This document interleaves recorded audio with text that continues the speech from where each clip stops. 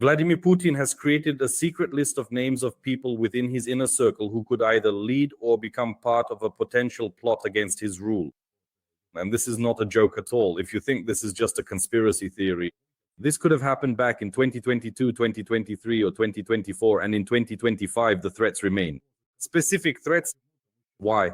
Because there is growing discontent in the Kremlin about the direction things are heading, especially regarding the financial and socioeconomic situation in the Russian Federation. In particular, talk about a possible conspiracy or the overthrow of Putin's regime, Putin's rule, has intensified in recent weeks after the American sanctions became a reality. That is, it is obvious that the crisis, which already very soon in the Russian Federation, it could trigger certain movements.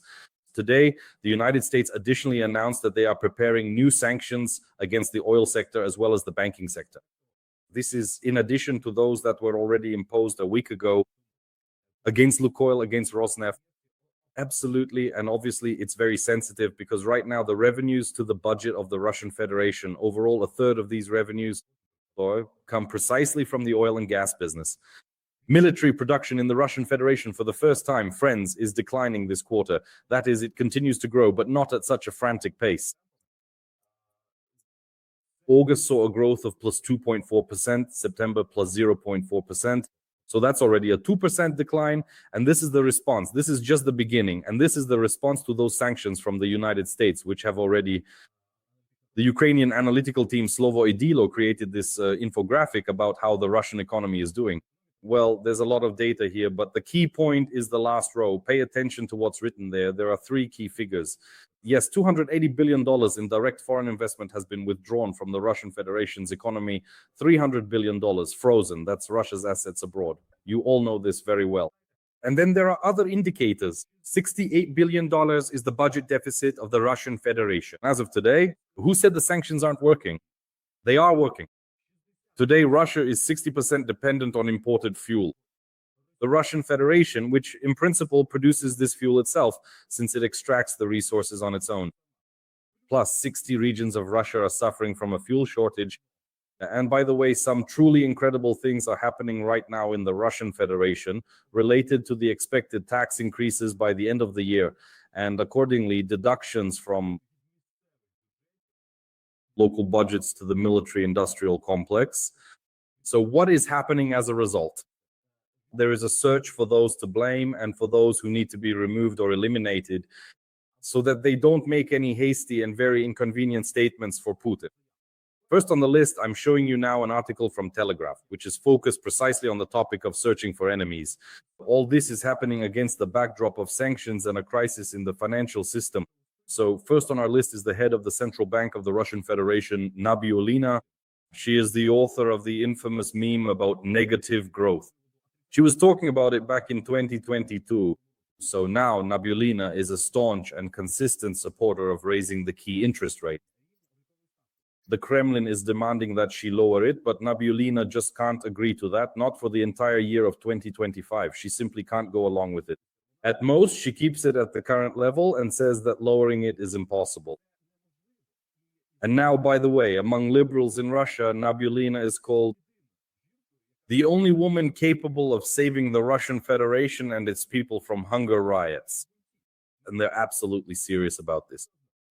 The Kremlin snuffbox is still writing. At first, Vladimir Vladimirovich didn't even want to listen to the request to change the head of the central bank, but then we told him in detail about Nabiullina's sins. He was extremely unpleasantly impressed and promised to think about it. Coincidence, a source in the Kremlin. At the central bank, they don't believe in Nabiullina's resignation and claim that only she right now, and then here's the quote, yes, is saving Russia from hunger, street riots, and a civil war over food. According to Nabiullina's own forecast, food prices are expected to rise by the end of the year. Prices for absolutely everything will go up. And all of this is directly related to the demand from the local economic sector to increase the value-added tax on everything. So it was set at 20, it used to be 22%. All of this puts enormous pressure on absolutely all producers and accordingly will end up coming out of the pockets of the Russian people. That's the first thing. So the economic sector, against the backdrop of sanctions and the threat of a severe crisis, Putin has no intention of spending less on the so-called special military operation. Accordingly, this will increase pressure on the financial system, on tax capabilities and levers, and also on the regional elites who are currently strongly resisting the level of pay for contract soldiers in the Russian army. The level of signing bonuses for joining the ranks of the Russian army. So these are no longer huge sums. They are gradually being cut, despite Putin's desire to continue the war as before. His chief propagandist, philosopher, and Putin's fascist, Dugin, writes about a sacred war for decades, for 30 years. So, to sum up, second on our list is Khodorkovsky. Can you imagine? They've basically made Khodorkovsky the scapegoat again. Let me remind you, Khodorkovsky is in prison. He is now the former head of Yukos, and you remember the whole story, about 15 to 20 years ago, when his entire business was taken away from him.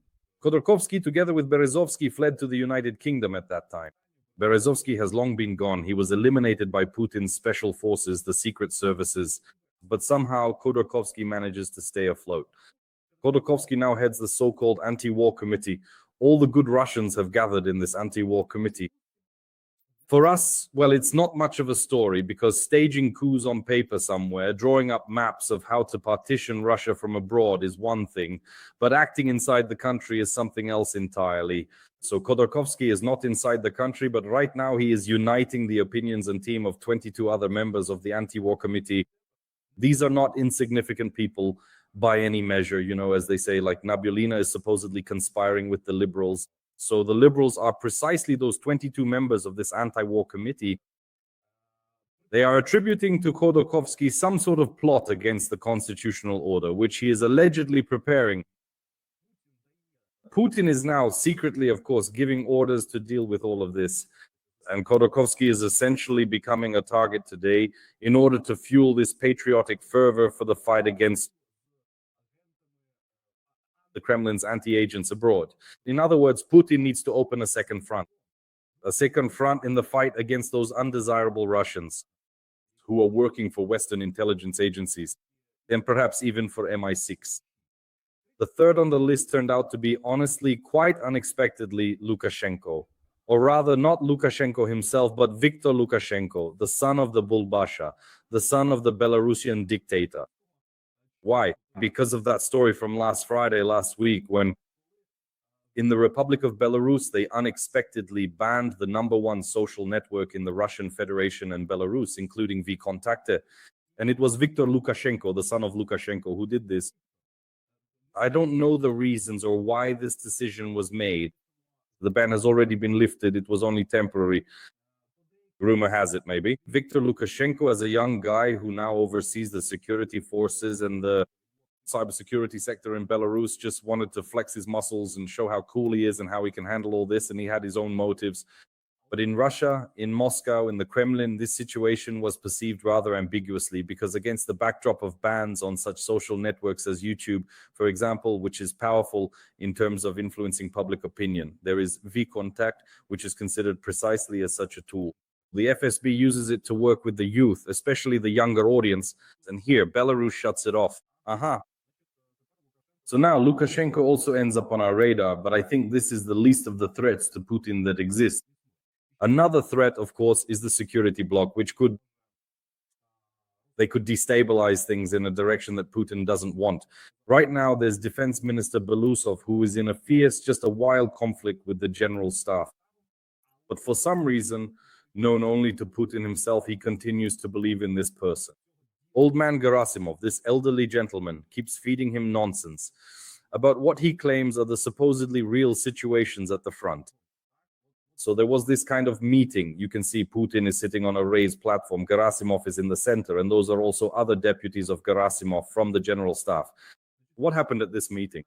Gerasimov told Putin about some kind of massive encirclement of a group of Ukrainian armed forces, either near Kupiansk. It's hard to tell right now, as I see different sources reported differently, whether it's in the Kupiansk direction or the Pokrovsk direction.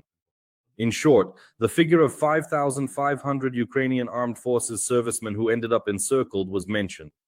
President Zelensky has already refuted this information, and the same is now being refuted by the Institute for the Study of War. They have dissected Gerasimov's entire speech down to the smallest details, letter by letter, and concluded that Gerasimov continues to present minor victories as strategic ones. And accordingly, this means that Putin is being misled about the real situation at the front. Interestingly, Gerasimov did not mention at all the threats currently facing the Russian group and certain core of the Russian army in the Vovchansk direction. Why? Because here's what the situation looks like there. A black swan, in fact, maybe not the blackest, but definitely a gray one, which has now appeared from where no one expected.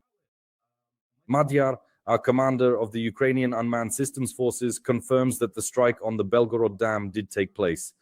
It was carried out precisely by the first separate center of unmanned systems forces. The water level in the Belgorod reservoir has already dropped by 1 meter. The water is now flowing into the Siversky Donets, and as a result, it is flooding submerging areas. Friends, it is submerging several groups of Russian armed forces.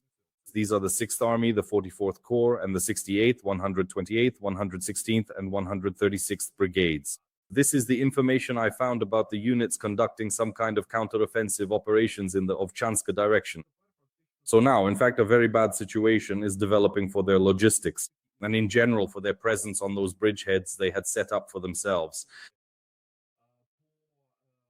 Right along the bank of the Siversky Donets, because flooding is starting, and obviously we will now see some movements. Well, even if it's not an offensive, it's enough. It's an uncomfortable situation with these movements. Yes, and for some reason Gerasimov is silent about this, probably because Putin trusts him enough. There's also a separate story about the conflict between Dmitriev and Lavrov, and this lack of coordination between Putin's advisor and the Ministry of Foreign Affairs regarding the rhetoric about the meeting with Trump. But we understand that this is also somewhat secondary story, and in this list, obviously, Lavrov and his deputy Ryabkov are not included for now. Instead, now Putin is pulling out another trump card and starts telling everyone about the Burevestnik, a terrifying missile with a nuclear warhead, which, according to Putin, flew as far as 14,000 kilometers during its latest tests. Well, these are just some unbelievable stories, to which the United States also had a response, actually 2 responses. The first response, we have a submarine, the most fearsome in the world. Yes, in the good sense of the word. And friends, regarding the sanctions, no Burevestniks will stop the flow of sanctions from Washington. By the way, the European Union can now also actively join in. Donald Trump is now insisting on this. So being afraid of a coup and making lists is now the only thing left for Putin to do.